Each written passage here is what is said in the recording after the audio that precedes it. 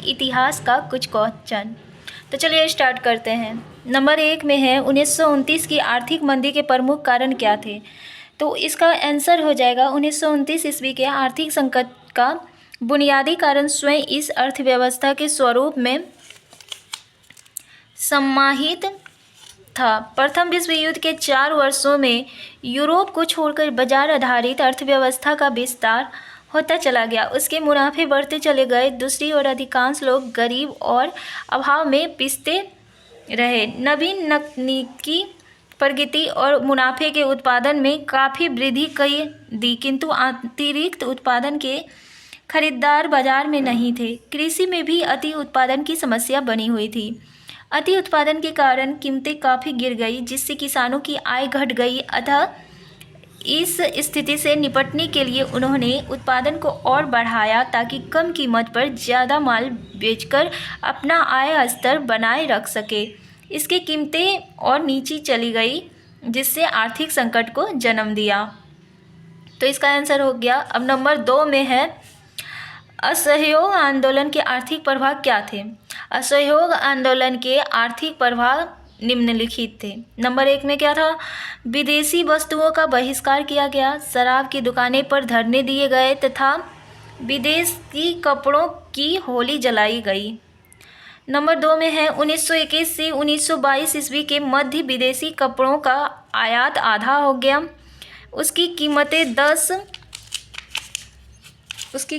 102 करोड़ से घटकर 57 करोड़ रह गई। नंबर 3 में है जब लोगों ने विदेशी वस्त्रों का बहिष्कार करने का निर्णय लिया तो भारतीय कपड़ा मिले और हथकरघों का उत्पादन भी बढ़ने लगा। तो ये 3 कारण थे असहयोग आंदोलन के आर्थिक प्रभाव का। नंबर 3 में प्रश्न है, बौद्धिक जागरण ने रूसी क्रांति को किस प्रकार प्रभावित किया। इसका आंसर हो जाएगा 19वीं शताब्दी के उत्तरार्ध में रूस में बौद्धिक जागरण हुआ, जिसने लोगों को निरंकुश राजतंत्र के विरुद्ध बगावत करने की प्रेरणा दी और अनेक विख्यात लेखकों को बुद्धिजीवियों जैसे लिए Tolstoy, Ivan Turgenev, Fyodor Dostoevsky, Maxam Gorky ने अपनी रचनाओं द्वारा सामाजिक अन्याय एवं भ्रष्ट राजनीतिक व्यवस्था का विरोध कर एक नया प्रगतिशील समाज के निर्माण का आह्वान किया। रूसी लोग विशेषतः किसान और मजदूर कार्ल मार्क्स के दर्शन से गहरे रूप से प्रभावित हुए। वे शोषण और अत्याचार के विरुद्ध संघर्ष करने को तत्पर हो गए। 3 नंबर क्वेश्चन हो गया। चौथा नंबर क्वेश्चन है, वियतनाम में राष्ट्रवाद के उदय के कारण बताइए। वियतनाम में राष्ट्रवाद के उदय के कारण बताइए। इसका आंसर इस तरह से लिख सकते हैं, वियतनाम में राष्ट्रवाद के उदय के प्रमुख कारण निम्नलिखित थे। नंबर 1, 1929 से 1930 की विश्वव्यापी आर्थिक मंदी। नंबर 2, औपनिवेशिक सरकार की शोषणकारी नीति। नंबर 3 में है किसानों पर बढ़ता बोझ। नंबर 4 में है गरीबी तथा बेरोजगारी की समस्या।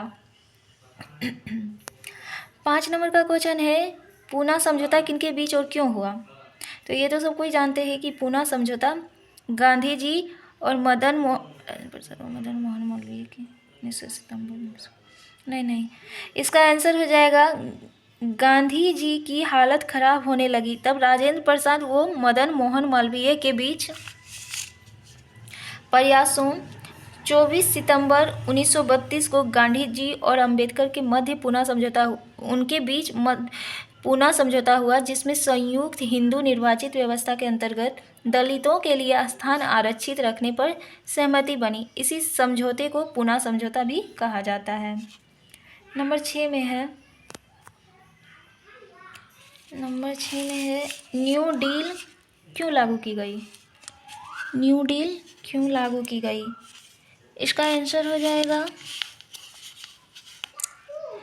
1929 ईस्वी की विश्व व्यापारी आर्थिक महामंदी के प्रभाव को कम करने के लिए उद्देश्य से तत्कालीन अमेरिकी राष्ट्रपति फ्रैंकलिन डी रूजवेल्ट ने नई आर्थिक नीति अपनाई जिसे न्यू डील के नाम से जाना जाता है। इस नई नीति के अनुसार जन कल्याण की एक बड़ी योजना के तहत आर्थिक, राजनीतिक एवं प्रशासनिक नीतियों को नियमित करने का प्रयास किया गया। इस कल्याणकारी नीति को उद्देश्य कृषि और उद्योग में संतुलन लाना, साथ ही मानव समाज और स्वाधीनता को सुरक्षित रखना भी था। इसके तहत परिवहन के साधनों एवं स्थानीय विकास कार्यों के लिए ऋण दिया गया, जिससे रोजगार के नए अवसर उपलब्ध हो सके। औद्योगिक क्षेत्र में व्यापार और उत्पादन का नियमन, मजदूरी में वृद्धि, काम के घंटे तय करना, मूल्य में वृद्धि को रोकना इत्यादि कार्य किया गया। न्यू डील क्यों लागू किया गया, ये इसका आंसर है। नंबर 7 क्वेश्चन हो जाएगा।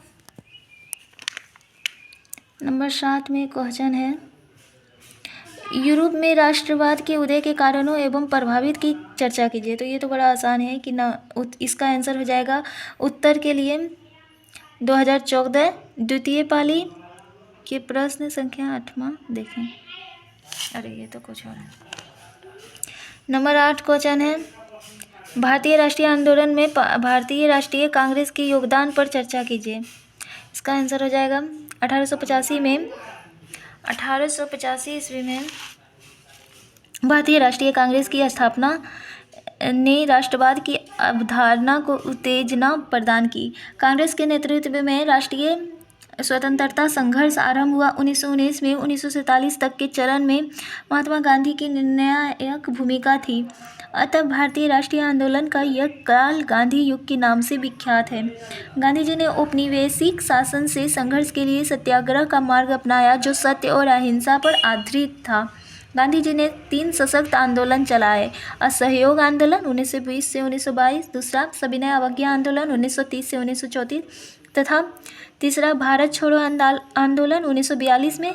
इन आंदोलन ने भारतीय स्वतंत्रता को अवश्यंभावी बना दिया। वास्तव में देखा जाए तो भारत के राष्ट्रीय आंदोलन का इतिहास कांग्रेस का इतिहास है, क्योंकि प्रारंभ से अंत तक भारत का राष्ट्रीय आंदोलन इसी संस्था के नेतृत्व में लड़ा गया। कांग्रेस ने भारत को यूनाइटेड किंगडम से आज़ादी दिलाई और ब्रिटिश समाज में अन्य उपनिवेशवाद विरोधी राष्ट्रवादी आंदोलन को महत्वपूर्ण रूप से प्रभावित किया।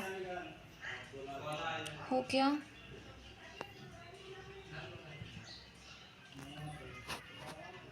एक बार और देख लेते हैं।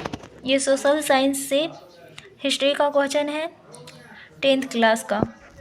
नंबर 1 का क्वेश्चन था 1929 की आर्थिक मंदी के प्रमुख कारण क्या थे, तो ये मैंने बताया। दूसरा था असहयोग आंदोलन के आर्थिक प्रभाव क्या थे, ये भी हो गया। तीसरा है बौद्धिक जागरण ने रूसी क्रांति को किस प्रकार प्रभावित किया, ये भी हो गया। चौथा है वियतनाम में राष्ट्रवाद के उदय के कारण बताइए।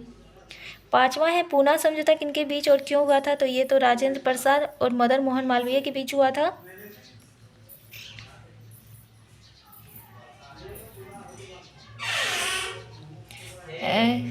6 न्यू डील क्यों लागू की गई, और 7वां क्वेश्चन पीछे दिया हुआ है इसलिए नहीं बताए। 8वां क्वेश्चन भारतीय राष्ट्रीय आंदोलन में भारतीय राष्ट्रीय कांग्रेस के योगदान पर चर्चा कीजिए। तो ये भी हमने चर्चा कर लिया। अब कल पॉलिटिकल साइंस से क्वेश्चन होगा, ये देखेंगे।